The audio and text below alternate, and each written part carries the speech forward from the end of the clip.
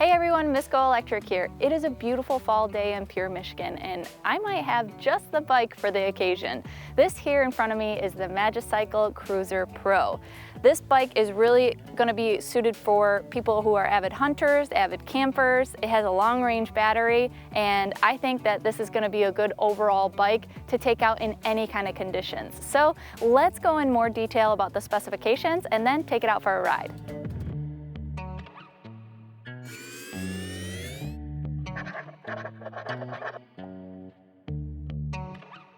Magicycle makes a wide variety of different e-bikes, but this one in particular is their full-size fat tire, and they have a couple different versions of it. For one, they offer it in either a step over or a step through, and for two, they offer it in either a standard or a pro version. This one here is the pro version, and you might be wondering, well, what does the pro version offer versus the standard? Well, let's go through that real quick.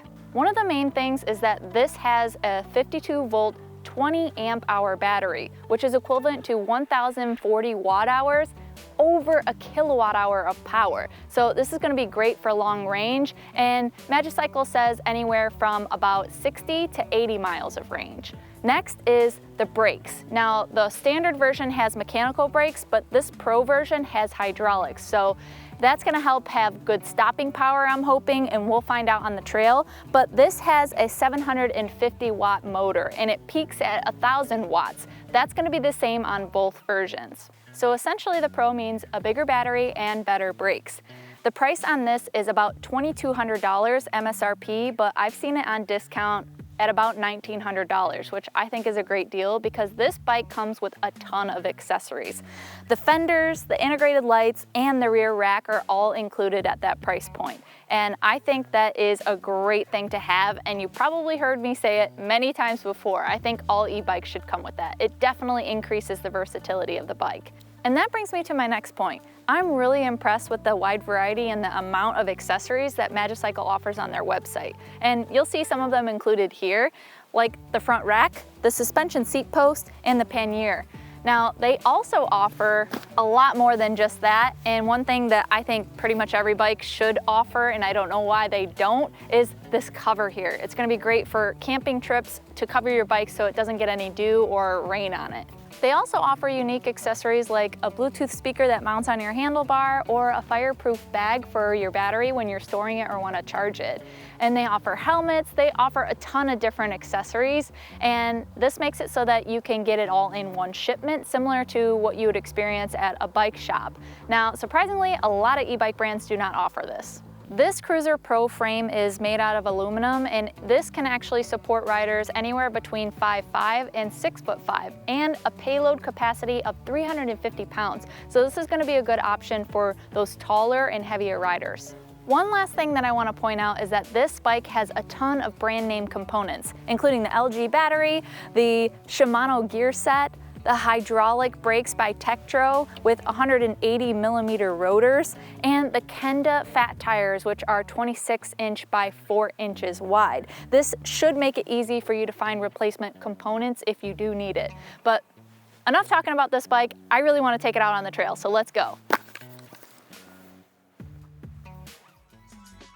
Okay, let's start off this ride review in no assist, so that we can see how maneuverable it is when you run out of battery or if you just need to pedal on your own. This is a pretty heavy bike at 76 pounds, but it's doable. It's not something I'd want to do for a long period of time because it would be a lot of work, but this is probably going to make it a little bit more challenging if you're putting a bike like this on a bike rack, just trying to lift it up and onto the rack because it's pretty heavy. Let's take it up to pedal assist 1. Now, something to note about the pedal assist modes is that these are fully customizable. So in the computer screen, you can actually set the exact percentage of power that you want to come through on the pedal assist. So right now I have the first pedal assist mode programmed at 15 miles per hour. Let me take it up, to pedal assist 2. Now, I think I have this set at like 65%, so that's why you saw a jolt of power, because that's a pretty big difference between the first and the second. But this cadence sensor is very responsive. They say it has 12 magnets in here, so that's gonna provide a quicker response with the cadence sensor, because if you have more magnets, it's better at detecting when you are actually pedaling. This is a pretty abrupt power delivery. I would be careful if I were, you know, an older person or someone that doesn't have as quick of a reaction time, because this is quite a jolt of power. All right, let's see what we can do in the top pedal assist mode. This is my 100% all access to this power. Gotta shift up. Very smooth shifting, as is common with my Shimano gear sets I've had before. As you can see, this can get up and over. Holy smokes, this is at least 28 miles per hour. Wow, this is a really high-speed bike. This is a 750 watt motor with a peak of 1,000 watts. I feel like this can take care of hills, no problem. Magicycle says that it can tackle a 20-degree hill. I believe this. I mean, I think it would be even steeper than that. But this is definitely one of those kinds of bikes that if you don't want a lot of work, this is quite a bit of power. Now, something to note is that right now I have the suspension seat post in, and I did quite a bit of finagling to try to get this to stay in position, but I just don't think that this is made for this particular bike, because the seat post is twisting around a lot and there's a spacer in there, but it's not keeping it in place. And although it's providing a ton of comfort, I really love that. I think I'm gonna have to switch out to the regular seat post because I'm just moving around too much. I love the idea of it, but it just doesn't fit this bike. This bike is already pretty comfortable as far as suspension goes, and these fat tires giving me a little bit extra cushion too. So a great bike to take on trail, really any kind of terrain, because it has those great knobby characteristics on the tire for the tread. I really am excited to take this out in the winter time because I love fat tire e-bike winter riding. The performance on this bike is nuts. I started off with a full charge, and yeah, I'm using quite a bit of power, but I'm already seeing some percentage drop on my battery, 93% out of 100% of what I started with. So I definitely would want to do a range test on this to test out and make sure that the efficiency is true to as what they claim, between 60 and 80 miles of range, depending on whether you're using pedal assist or just the throttle. But you know, there is something that I like about Magicycle is they offer these bundle packs. So not only can you get like 2 bikes for a bundle price, but you could actually buy this bike with 2 batteries as a bundle. And so if you're doing a lot of really long range riding, I think that's a really nice option to have that all in one price. Once I clear this corner, I'm gonna do a throttle test. I'm pretty happy with this pedal assist. I think I would probably calibrate it a little bit more balanced so that I can have a lower power output in the first pedal assist mode. The personalization and the way you can customize the settings on this though is awesome. I mean, I just love the versatility of this bike and the fact that you can really make it your own in so many different ways, whether that's through accessories or through the settings in the menu screen. And for this price point, I mean, that's an incredible value.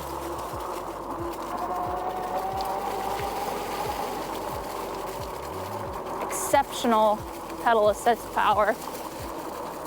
This is going to be really great for those types of people that need to travel on road to the trail or need to keep up in traffic with a high power bike like this that can get up to speeds of at least 28 miles per hour. Definitely be careful though if you are going to be riding on like single track trails with this much power. You definitely have good stopping power with the hydraulic brakes, but I would definitely be cautious about tight trails where you got to make abrupt maneuvers and turns. You don't want to run into anything or hurt yourself.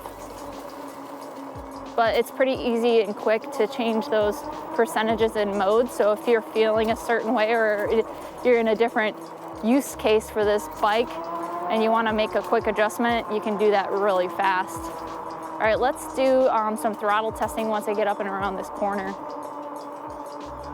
Very comfortable bike so far. Okay, so we've seen that I can get up to about 28 miles per hour while pedaling. Let's see what the performance is going to look like on the throttle. This is a half twist throttle. I tend to prefer a thumb throttle, but if there's a half twist throttle and it has cruise control, I think that's fine. Let's test it out and see how it performs off the line. I'm not going to pedal. And 3, 2, 1. Actually, I'm kind of surprised. This is a very gradual,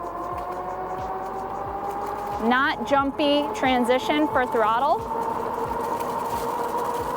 And I feel stable and comfortable pulling. I mean, throttle is going a maximum of 28 miles per hour. It's kind of tapped out at that point, but wow.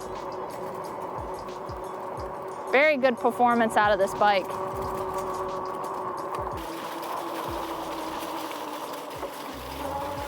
All right, let's head down the single track trail to see how this is gonna perform on a more rugged trail. I'm gonna actually drop my pedal assist down to the first mode since it's only gonna be 15% of the power. I think that's perfect for a trail like this that's really tight and has a lot of trees. Lots of stability with these fat tires, lots of deep tree roots here. Actually might need a little bit more power, so I'm gonna kick it up to the second pedal assist. Wow, I got some air there. Yeah, I definitely would want to adjust the percentage in the screen to make sure it's not gonna give me too much power on a trail like this. But hydraulic brakes are coming in handy here. Nice and powerful, very responsive. This feels great on a trail like this. It just proves that this bike can go on pretty much anything. Woo! Yeah, on a trail like this, I definitely want different grips because these are leather wrapped and I'm sliding around a little bit since my hands are getting a little bit sweaty. The suspension feels great. The brakes are nice and powerful, so this is performing really well on this track.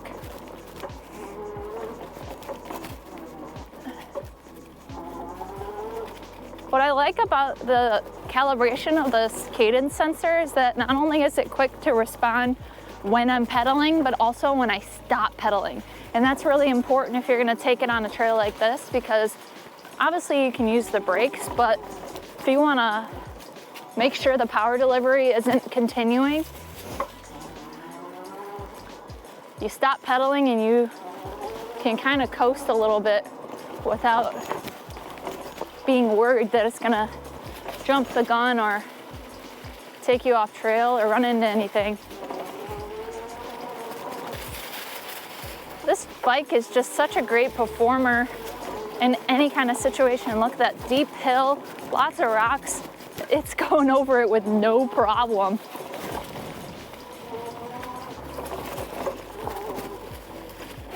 And even though I'm going over a ton of like aggressive terrain, Like my butt's not sore. Like I said, I'd probably swap out the grip so I can have better control with my hands not slipping around as much, being so sweaty. But this is wonderful. I can always use the throttle to get me out of any situation too. All right, let's get back on the pavement and head back. My third pedal assist mode is set for 100% power, so let's give it all it's got. Yeah, see, my feet are just freely spinning, and I think it would be super beneficial if I had more gears. Well, I'm going 30 miles per hour, went downhill a little bit. Jeez, this bike is a powerhouse. If you're looking for a bike that's all about performance and power and versatility, honestly, I just don't know how it could get much better than this. This is a really fun bike to ride. Now that we've taken this on pavement and off-road, I think it's time we go and talk about the conclusion and my final thoughts about this bike, what I like and what could be improved.